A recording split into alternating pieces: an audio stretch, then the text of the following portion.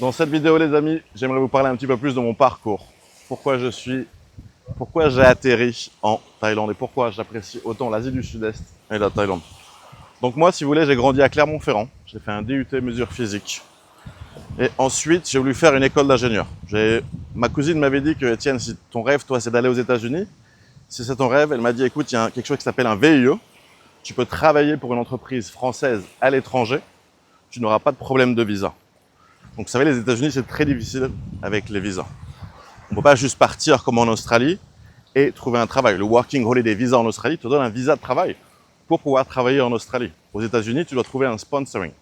Ou alors ce programme spécial qui est le VIE, où tu peux partir travailler de 12 à 18 mois à l'étranger.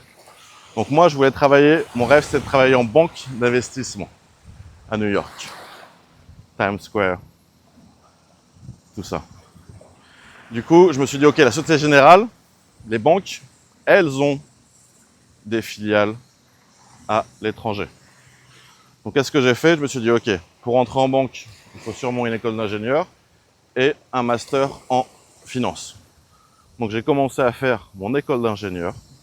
Là, je me suis rendu compte qu'ils m'ont dit, Étienne, ok, t'es pas mauvais en mathématiques et encore, t'as fait un DUT mesure physique, tu n'as pas fait prépa.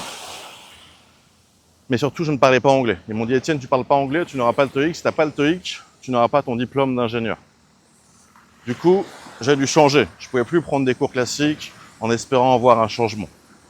Et donc, c'est là où j'ai utilisé les compétences que j'avais pour avoir les compétences que je n'ai pas. J'ai des compétences sociales où je peux me faire des amis du monde entier, même sans parler la langue. Maintenant, depuis, je parle plusieurs langues, mais de base, je me faisais des amis juste en communiquant avec un ballon de foot. La communication, vous savez, ça peut être un regard, un sourire, c'est pas juste parler. Donc j'ai toujours eu cette compétence de connecter, communiquer avec les gens. Et donc c'est pour ça qu'à Lyon, je me suis entouré d'amis étrangers et donc je me suis immergé tout en étant en France. Et c'est ce qui m'a permis de gagner en confiance à m'exprimer en anglais et de passer un premier cap.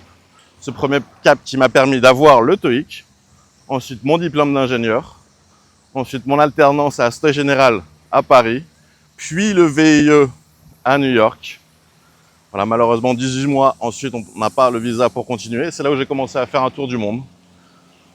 Je me suis dit, ok, tu as de l'argent de côté, tu veux vivre d'internet, commence à voyager. Et donc j'ai atterri en Thaïlande, ici, que j'ai beaucoup aimé. Et donc je me suis dit, tiens, pourquoi pas donner des cours d'anglais. C'est un job que les étrangers font souvent ici. Et donc j'ai trouvé un job de prof de maths et prof d'anglais dans une école à Krabi, dans cette région. Voilà les amis, je vous en partage un peu plus dans notre atelier de ce dimanche. Merci d'avoir regardé cette vidéo, j'espère qu'elle vous a plu. See you guys very soon.